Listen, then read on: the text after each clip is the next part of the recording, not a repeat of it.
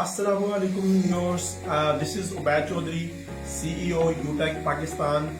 उम्मीद करता हूँ कि आप सब लोग फिट फाट होंगे।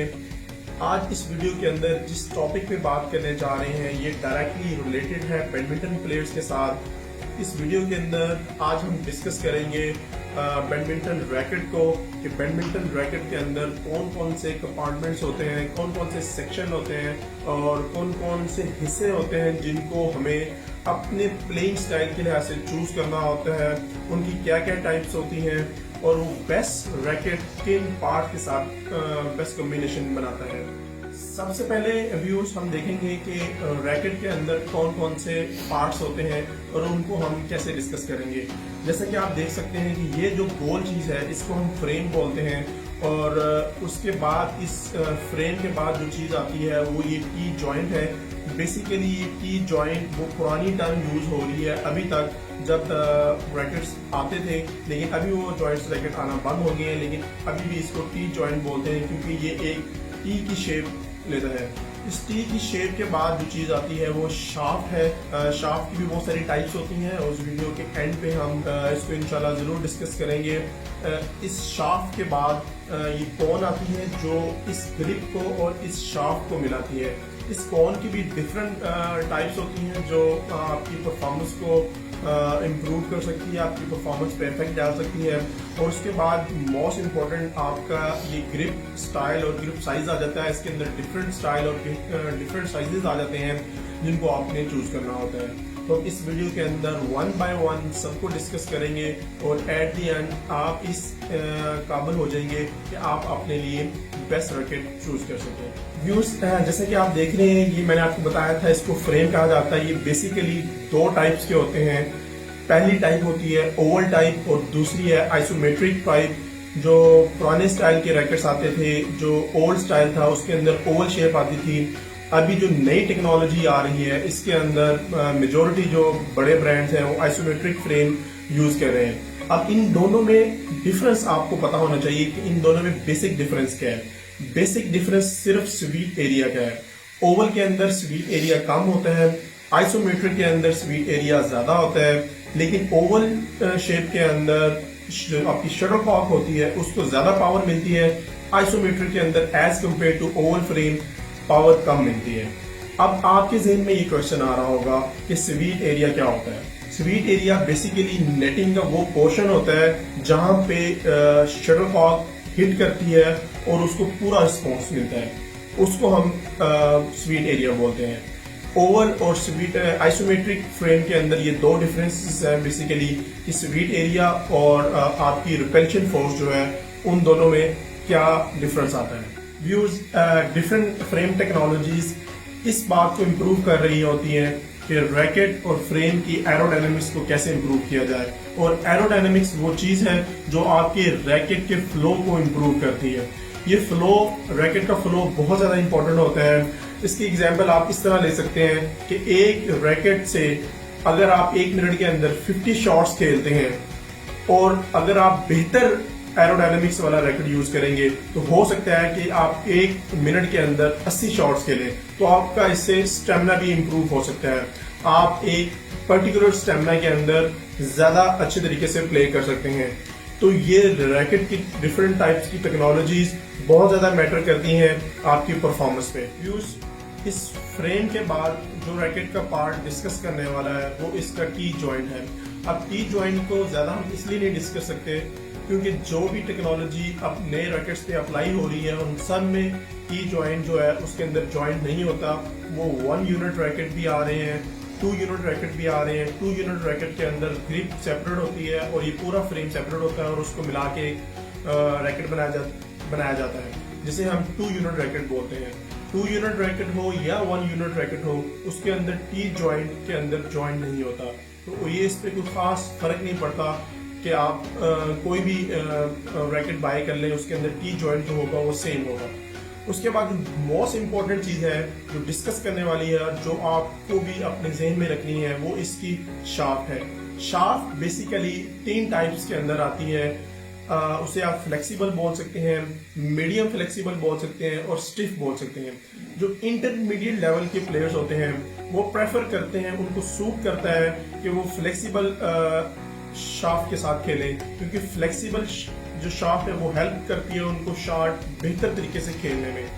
जो उससे अच्छे प्लेयर्स होते हैं, इंटरमीडिएट लेवल के बाद जो प्लेयर्स आते हैं वो खेलते हैं मीडियम फ्लेक्सिबल शाफ्ट के साथ, जो उनको हेल्प करता है कि वो टाइमिंग, अपनी जो शॉट की टाइमिंग है उसको इम्प्रूव कर पाते हैं। लेकिन अगर आप देखें जो जितने भी दुनिया के अंदर प्रोफेशनल लेवल के प्लेयर्स हैं वो स्टिफ शाफ्ट के साथ खेलते हैं। उनकी शाफ्ट के अंदर ये फ्लेक्सिबिलिटी कम हो जाती है और वो रैकेट एक्सपेंसिव भी होते हैं।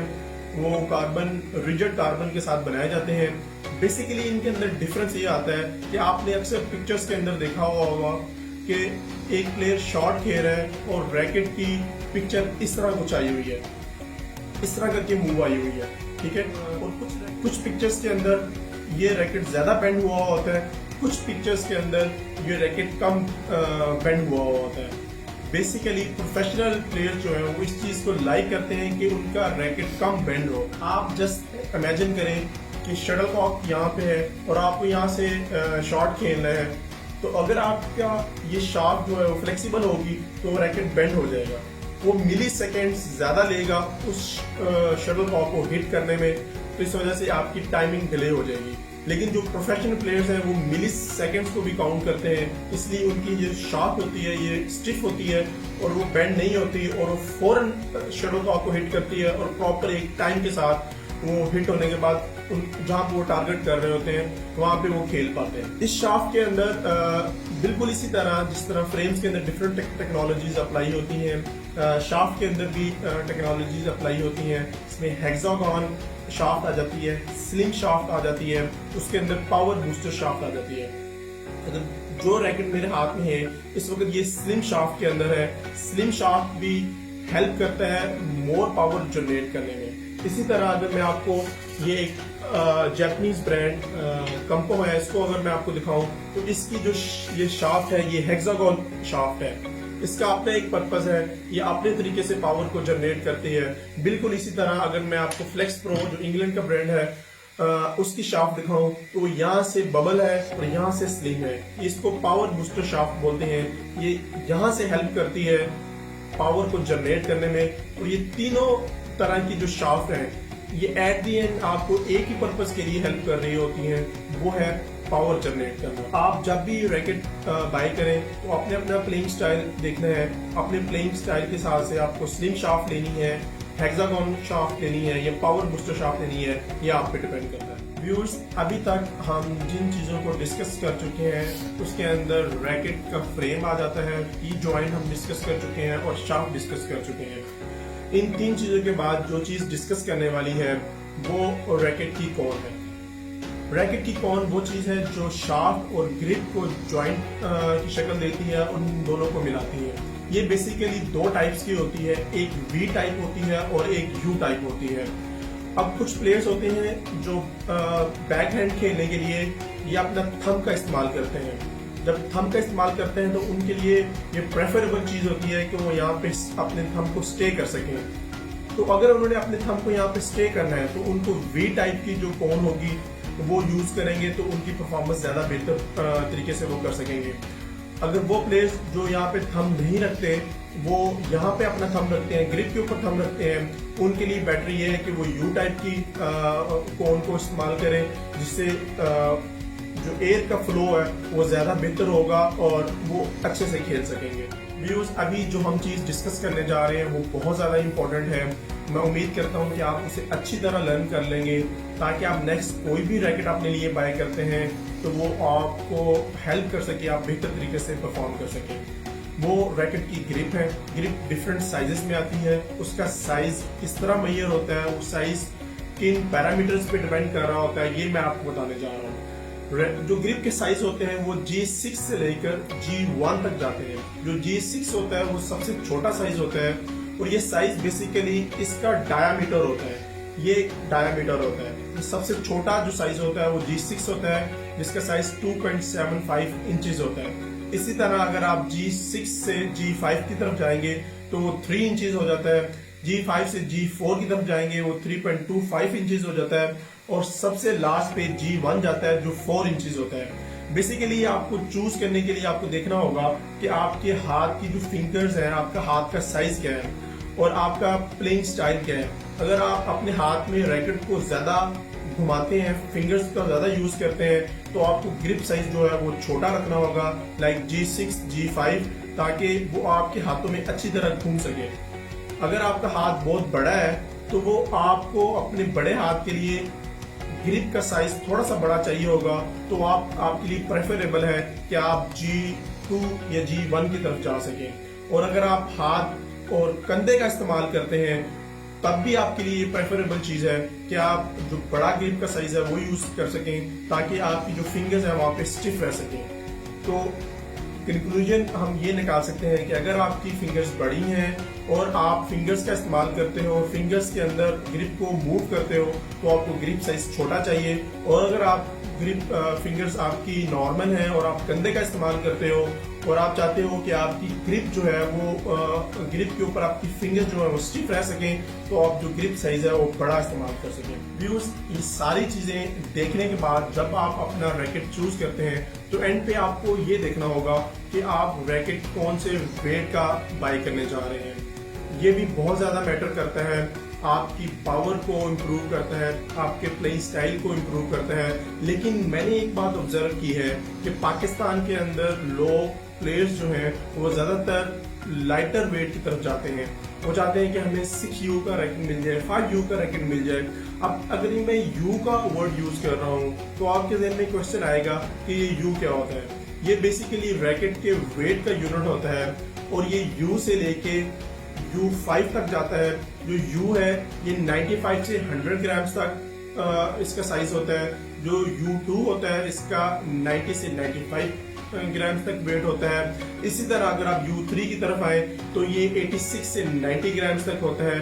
इस तरह ये 5 ग्राम्स के डिफरेंस के साथ ये कम होता जाता है और U बढ़ता जाता है, और एंड पे U5 आता है। इसके बाद भी U6, U7, U8, U9 और U10 तक रैकेट्स दुनिया में बने हैं।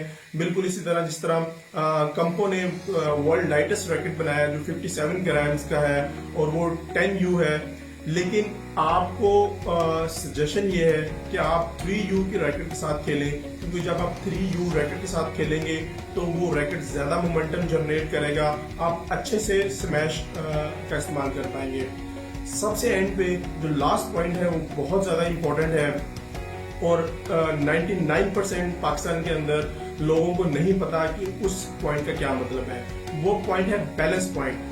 आपने देखा होगा कि रैकेट्स के यहाँ पे बैलेंस पॉइंट लिखा होता है जिसका यूनिट mm होता है, और हमारे मेजोरिटी जो प्लेयर्स हैं, जो लोग हैं, वो रैकेट को ऐसे करके मैयर कर रहे होते हैं कि बैलेंस है कि नहीं है। उनको बैलेंस पॉइंट का एग्जैक्टली नहीं पता होता कि बैलेंस पॉइंट का मतलब क्या है। बेसिकली बैलेंस पॉइंट जो होता है वो आपकी ये ग्रिप कैप से लेके वहां तक मेजरमेंट है जो आपके रैकेट के ऊपर लिखी हुई है। फॉर एग्जाम्पल, अगर आपके रैकेट के ऊपर 275 mm लिखा हुआ है तो इसका मतलब ये होगा कि आपकी ग्रिप कैप से लेके 275 जहां भी खत्म होता है वो आपका वो पॉइंट है जहां पे रैकेट जो है वो बैलेंस हो जाएगा। जिस तरह अगर आप ये यहाँ इस बात करें तो ये रैकेट यहाँ पे बैलेंस हो सकता है, ये वो पॉइंट है जहाँ पे रैकेट ये बैलेंस हो रहा है। बिल्कुल इसी तरह ये बैलेंस पॉइंट डिटरमिन करता है कि आपका रैकेट जो है वो हैवी हेड है, आपका रैकेट जो है वो इवन बैलेंस्ड है, या आपका रैकेट जो है उसका हेड लाइटर है। ये भी आपने अपने प्लेइंग स्टाइल के हिसाब से देखना है। अगर आप नेट के ऊपर ज्यादा अच्छे ड्रॉप्स खेलते हो, नेट ज्यादा अच्छा यूज करते हो, तो आपको चाहिए कि आपका रैकेट का जो हेड है वो लाइट हो। और अगर आप एग्रेसिव प्लेयर हो और आप ज्यादा स्मैश खेलते हो तो आपको चाहिए कि आप हेड हैवी के साथ खेलें। और अगर आप दोनों तरह की गेम्स करते हो कि आप स्मैश भी करते हो और आप नेट भी खेलते हो, तो आपको जो बैलेंस रैकेट है जिसे आप इवन रैकेट कहते हैं वो आपको यूज करना होगा। व्यूज, मैं उम्मीद करता हूँ कि जो बातें हमने इस वीडियो के अंदर डिस्कस की हैं उससे यकीनन आपको फायदा हुआ होगा, आपने कोई नई चीज लर्न की होगी। अगर आपने कोई चीज लर्न की है तो आप इस वीडियो को शेयर कीजिए और डिफरेंट ग्रुप्स के अंदर शेयर कीजिए, व्हाट्सएप के अंदर शेयर कीजिए। इस वीडियो के अंदर अपने पार्टनर्स को टैग कीजिए ताकि वो भी ये बातें सीख सकें। अगर आप चाहते हैं कि इसी तरह की वीडियोस आपको और भी मिलती रहे तो आप इस चैनल को यूटेक को लाइक कर लीजिए और इस पे डेली बेसिस पे प्रोडक्ट्स के रिव्यूज आएंगे और बैडमिंटन और स्पोर्ट्स से रिलेटेड वीडियोस आती रहेंगी। आज के लिए इतना ही। अल्लाह हाफिज।